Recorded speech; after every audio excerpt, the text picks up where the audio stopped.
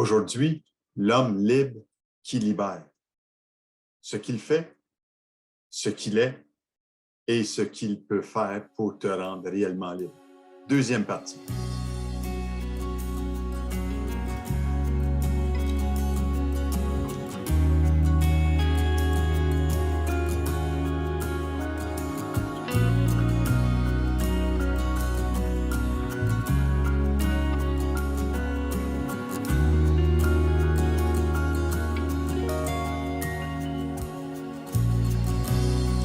Oui, nous voulons être un peuple embrasé, l'église que ton cœur attend.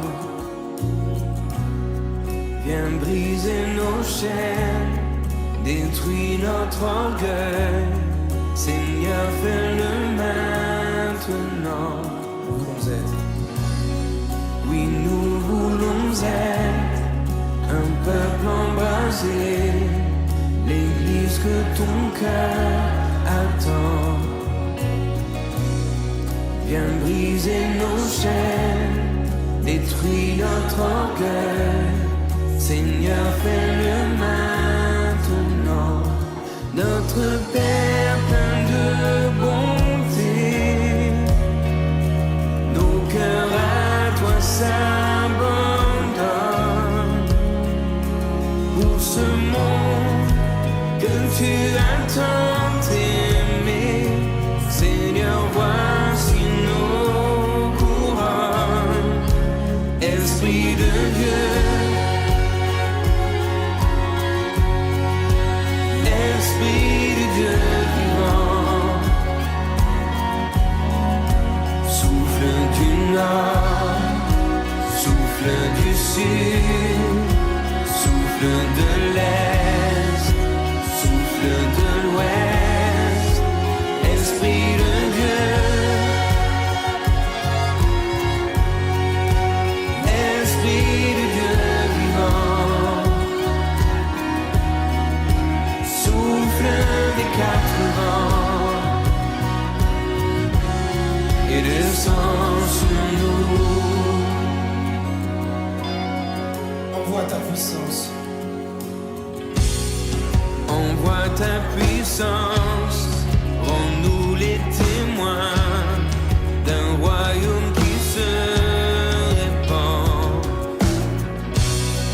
Fais brûler nos cœurs au sein des ténèbres, comme un phare dans l'océan. Envoie ta puissance, envoie ta puissance, rends-nous les témoins d'un royaume qui se répand. Fais brûler nos cœurs, fais brûler nos cœurs au sein des ténèbres, comme un phare dans l'océan. Notre Père plein de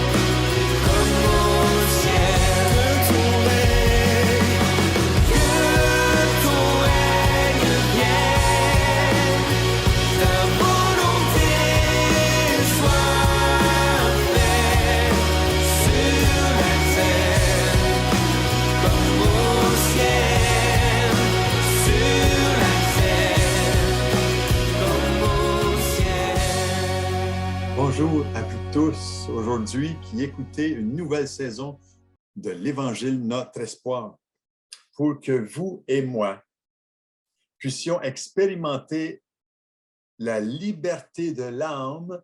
Dieu a pris les grands moyens. Il a envoyé son Fils, Jésus. Et vous savez, la bonne nouvelle aujourd'hui, c'est que l'Évangile est encore annoncé à ceux qui veulent l'entendre.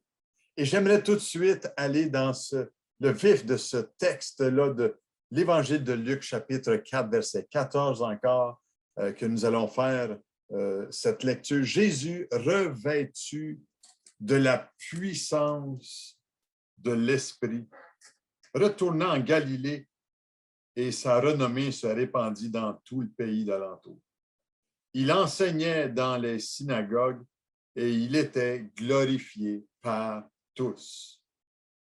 Il se rendit à Nazareth où il avait été élevé et selon sa coutume, il entra dans la synagogue le jour du sabbat. Il se leva pour faire la lecture et on lui remit le livre du prophète Isaïe. L'ayant déroulé, il trouva l'endroit où il était écrit « L'Esprit du Seigneur est sur moi, parce qu'il m'a oint pour annoncer une bonne nouvelle aux pauvres. Il m'a envoyé pour guérir ceux qui ont le cœur brisé, pour proclamer aux captifs la délivrance et aux aveugles le recouvrement de la vue, pour envoyer libres les opprimés, pour publier une année de grâce du Seigneur. » Ensuite, il roula le livre, le remit au serviteur et s'assit. Tous ceux qui se trouvaient dans la synagogue avaient le regard fixé sur lui. Alors il commença à leur dire, « Aujourd'hui, cette parole de l'Écriture que vous venez d'entendre est accomplie. » Oh Dieu, merci. J'aime cet évangile qui nous partage là ce qui s'est passé à cette journée particulière où ce que le ciel s'est ouvert au-dessus de Jésus. Et je me pose la question dans cette journée, pourquoi le ciel était-il ouvert sur sa vie à lui? J'aimerais aujourd'hui, vous savez, qu'on puisse porter attention aux faits et gestes de Jésus en remarquant ce qu'il est venu faire. Tout ce qu'il a dit, tout ce qu'il a fait, témoigne de sa grandeur, de son amour et de la liberté qu'il est venu offrir à tous ceux qui croient en lui. Et vous savez, cette liberté que toi et moi pouvons expérimenter aujourd'hui dépend de ce que Jésus est venu accomplir déjà 2000 ans passés. Je te pose la question aujourd'hui. Est-ce vraiment ton désir de vivre dans la liberté comme il y a dans le ciel? Un jour, le jour de ce baptême où Jésus est sorti de l'eau, il y a eu cette triple expérience de la distinction de tous les hommes. Et cela nous prouve qu'il y avait une relation vraiment unique avec son Père, Jésus. Nous avions, vous savez, la semaine passée, commencé à voir la signification de ce texte-là. L'Esprit du Seigneur est sur moi parce qu'il m'a oint. Et vous savez, l'onction et la liberté de Jésus possèdent des atouts particuliers. On avait vu la semaine dernière pour guérir ceux qui ont le cœur brisé. Vous savez, le cœur, c'est la partie centrale de l'être humain, la partie sensible de notre conscience. C'est le siège des sentiments les plus profonds. C'est la pensée intime. C'est la volonté qui est découverte. Et vous savez, j'aimerais poursuivre cette semaine en vous disant ceci, l'onction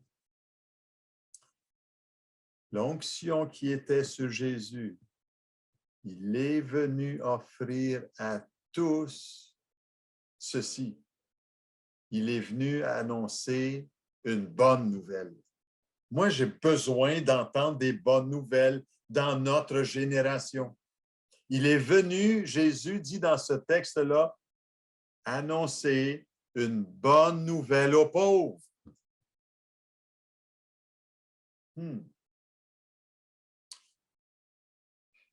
Les pauvres, OK. Jésus, vous savez, dans un de ses messages sur le monde des Oliviers, dans le texte des Béatitudes, a déclaré ceci dans l'Évangile de Matthieu, chapitre 5, verset 3. « Heureux les pauvres en esprit, car le royaume des cieux est à eux. » Les pauvres sont ceux qui se sentent pauvres en eux-mêmes dans leur vie intérieure. Ce sont ceux qui désirent les vraies richesses de l'âme, branchées sur le fruit de l'Esprit de Dieu.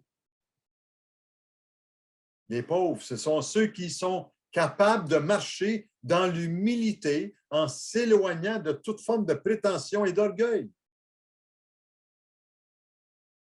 Les pauvres, je vous dirais, c'est ceux qui ont l'esprit détaché des biens de la terre.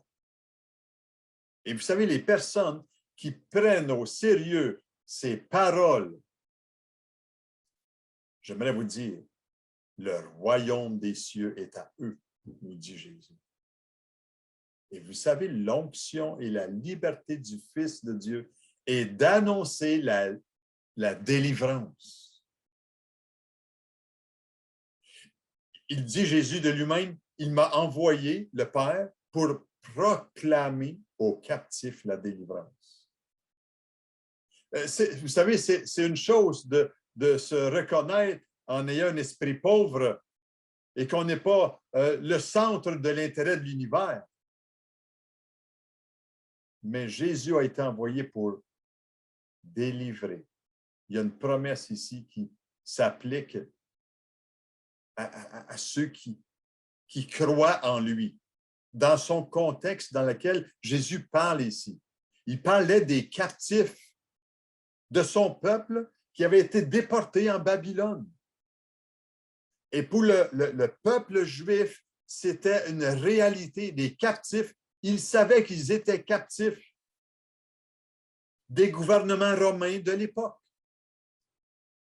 Ils avaient perdu leur nationalité, les Israélites, en l'an 30 quelques. Ils étaient sous la juridiction romaine. Et cette parole que Jésus prononce pour envoyer, pour proclamer aux captifs la délivrance, a toute sa signification pour la liberté morale et spirituelle de ceux qui veulent être libérés de leur esprit de noirceur, d'angoisse, de peur, de ceux qui sont tyrans dans ce monde. Jésus, vous savez, dans l'Évangile, j'aime, c'est un des textes qui m'a bouleversé au tout début de ma conversion.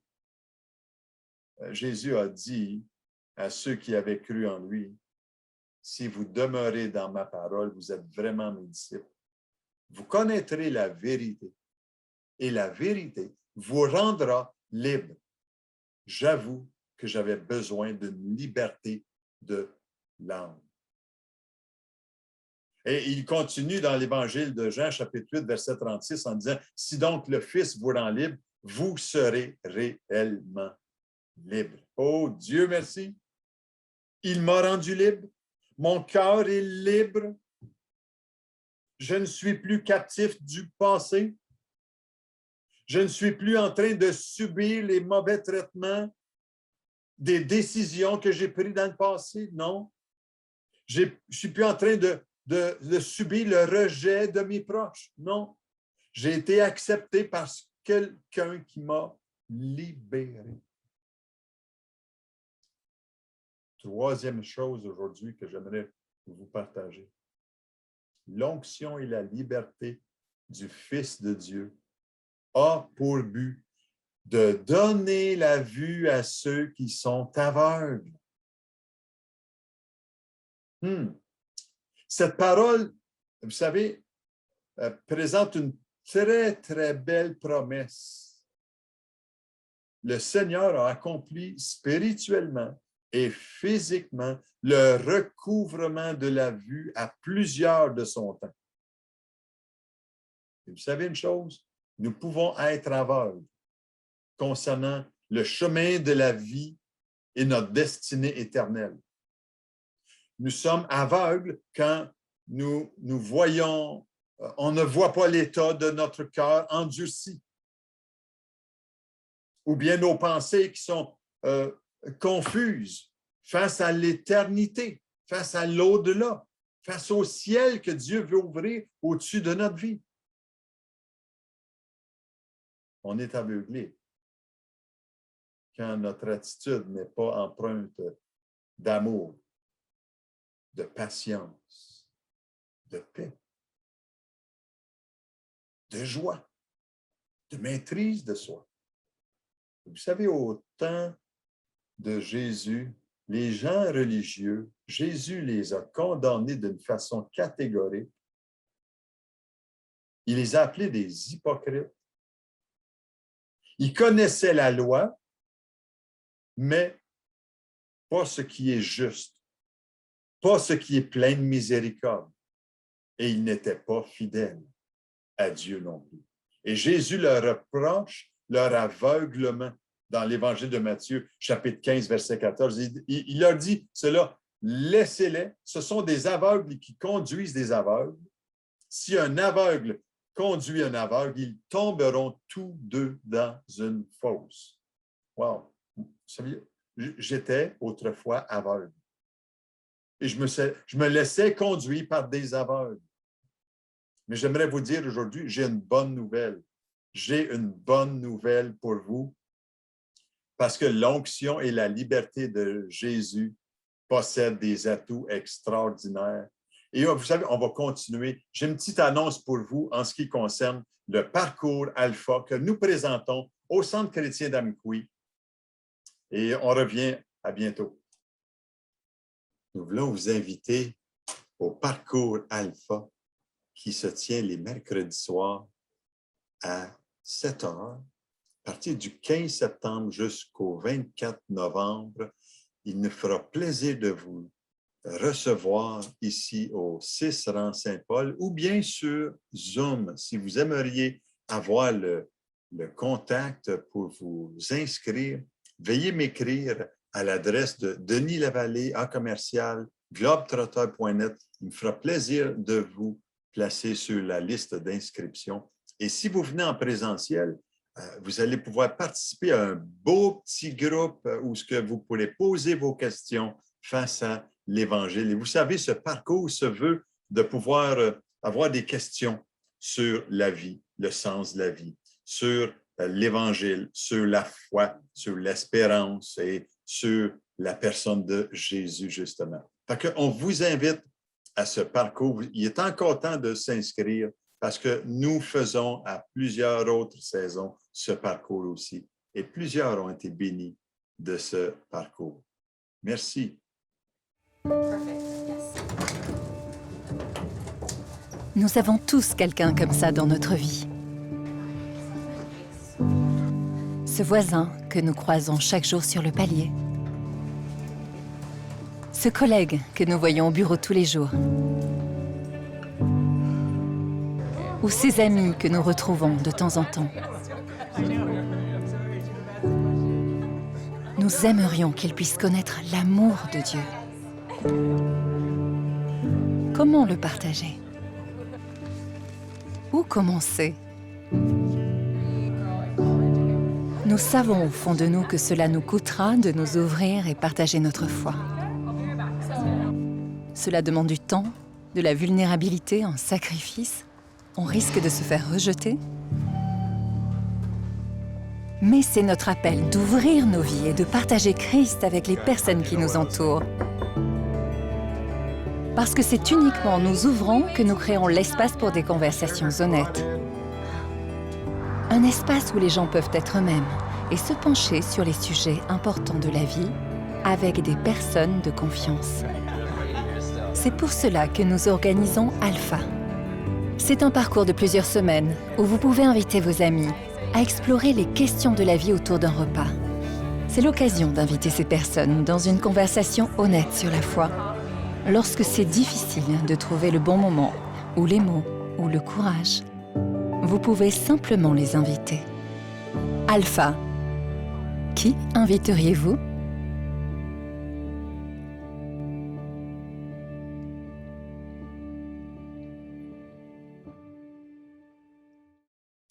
De retour maintenant, vous savez, en continuant sur ce message de la liberté que Jésus nous fait participer, je vous exprime, vous savez, un petit rétrospectif de ce message qui, Jésus est venu pour guérir les cœurs brisés. Jésus est venu pour annoncer une bonne nouvelle aux pauvres.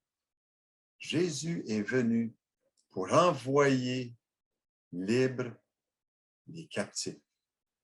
Jésus est venu donner la vue à ceux qui sont aveugles. Et nous voilà qu'on est rendu dans ce point si important.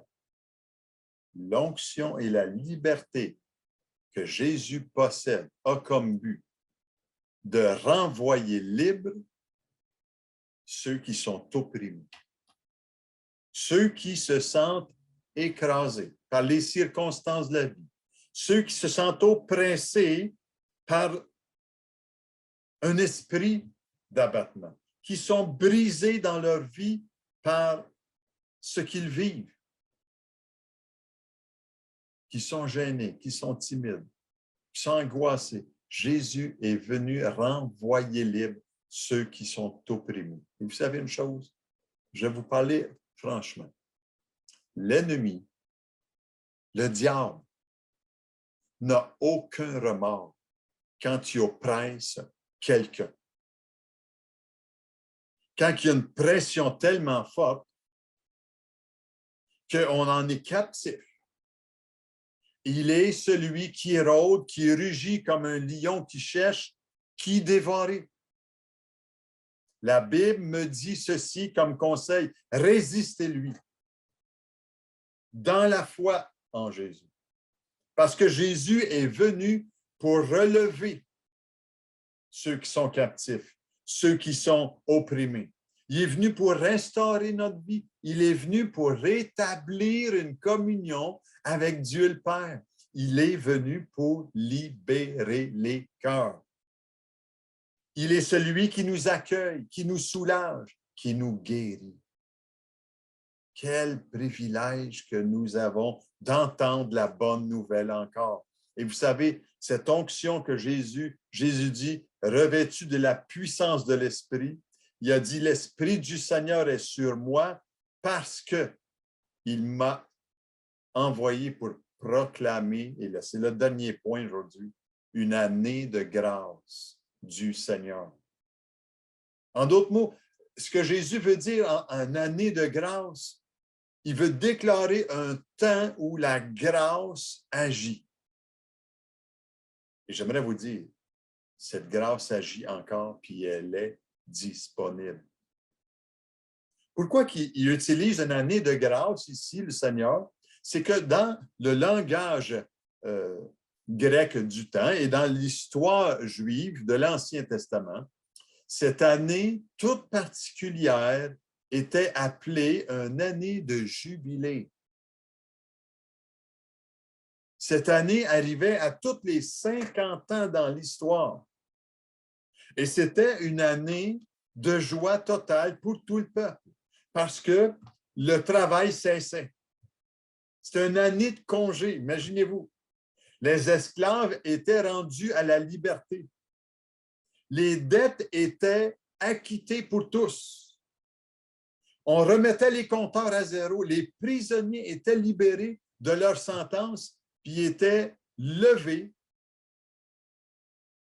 Cette sentence était levée sur leur vie.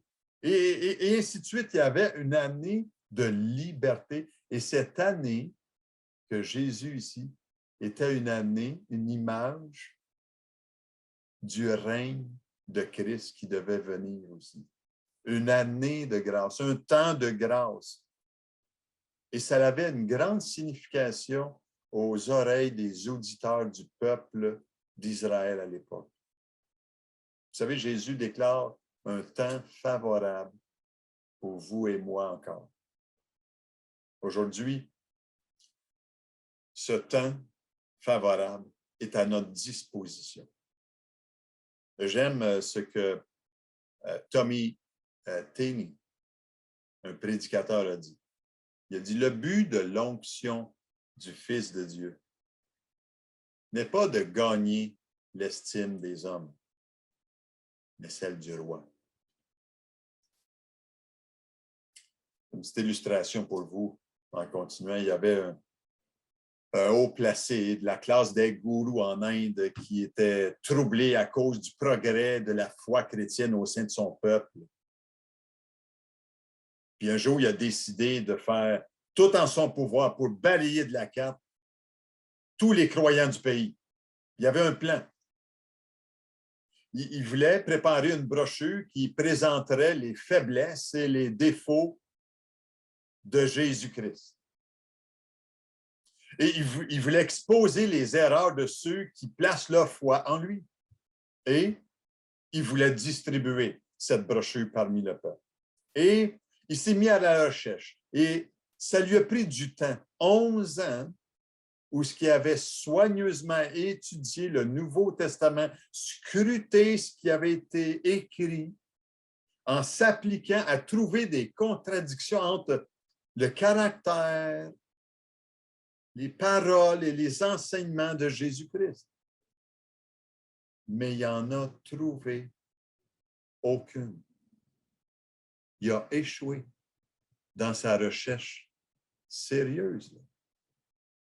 Et il a été convaincu que Jésus était ce qu'il a déclaré être, le Fils de Dieu, qui vient pour libérer les âmes. Et il l'a accepté dans sa vie comme son sauveur en confessant ses fautes. Savez-vous, le message que je vous annonce aujourd'hui n'est pas un nouveau message. Il a passé les siècles, ce message-là. Jésus est encore l'homme libre qui libère. Puis-je prendre pour acquis cette liberté que moi j'ai aujourd'hui? Qu'est-ce que je peux faire devant celui qui a payé un si grand prix pour me libérer? Le prix de sa vie, mort sur la croix. Quelle réaction j'ai? Je me pose les questions avec vous aujourd'hui pour vous accompagner, vous qui entendez la bonne nouvelle. Moi qui ai été libéré de l'angoisse et de la peur que j'avais. Moi qui avais un cœur vide et sans vie de la part de Dieu. Moi qui étais captif de mes dépendances de toutes sortes, mais à l'âge de 22 ans, tout a changé dans ma destinée. Comment est-ce que je ne pourrais pas dire aujourd'hui que Jésus est un libérateur? Il est exceptionnel. Il est compatissant encore parce qu'il est vivant, ressuscité d'entre les morts pour nous donner la vie. Et je peux déclarer avec force que Jésus est l'homme libre qui libère. Il veut te libérer aujourd'hui de ton passé, de tes péchés. Est-ce que tu accepteras ce qu'il a accompli par amour pour toi? Est-ce que tu vas prendre au sérieux, après avoir souffert sur la croix en prenant sur ses épaules tes fautes? J'aimerais prier avec toi aujourd'hui. Seigneur, Père céleste, Dieu Tout-Puissant, je reconnais que j'ai péché contre toi. Pardonne mes fautes. Je veux m'en détourner. Seigneur, je veux recevoir Jésus comme mon sauveur personnel aujourd'hui. Je dis ouvertement aujourd'hui que je fais de toi mon Sauveur et mon Seigneur et je veux vivre pour toi et te servir. Et à partir de maintenant, Seigneur, ma destinée, c'est la vie éternelle. Je prie au nom de Jésus. Vous savez, après avoir été délié de mes propres chaînes, si vous avez fait cette prière-là, moi, j'ai fait une prière semblable. J'ai été libéré de mes captivités. Et je me réjouis aujourd'hui de l'onction de l'Esprit de Dieu sur ma propre vie. Et depuis que Jésus est entré dans ma vie, je veux juste le remercier de m'avoir ouvert les yeux spirituels, de m'avoir accueilli, restauré et guéri. Vous savez, on termine avec ça aujourd'hui, mais la semaine prochaine, je continue sur ce thème, la liberté perdue. Invite quelqu'un à écouter l'Évangile, notre espoir. Mais pour l'instant, écoute bien ce chant avec ton cœur. J'élève. Me voici, je m'abandonne, premier des pécheurs et dernier des hommes, né de la poussière, aimé d'un roi, le roi de l'univers, aimé de toi.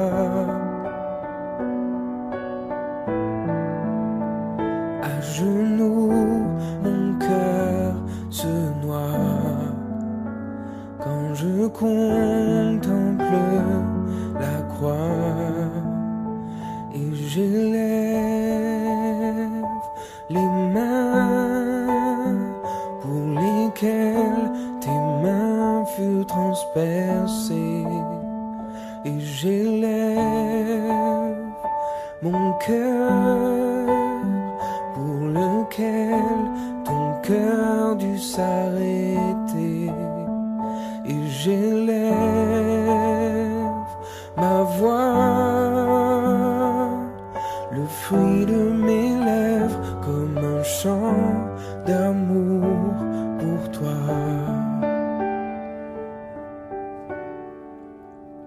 Me voici et ma vie commence, moi qui méritais la mort pour sentence. Mes chaînes sont brisées, mes murs s'effondrent. Tu as tout changé en une seconde. Et toujours mon cœur se noie quand je contemple la croix. Et j'élève les mains pour lesquelles tes mains furent transpercées et j'élève mon cœur pour lequel ton cœur dut s'arrêter et j'élève ma voix, le fruit de mes lèvres comme un chant d'amour pour toi.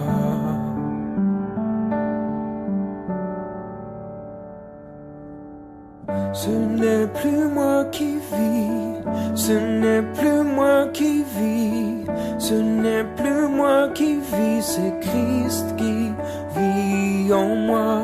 Ce n'est plus moi qui vis, ce n'est plus moi qui vis, ce n'est plus moi qui vis, c'est Christ qui vit en moi. n'est plus moi qui vis, ce n'est plus moi qui vis, c'est Christ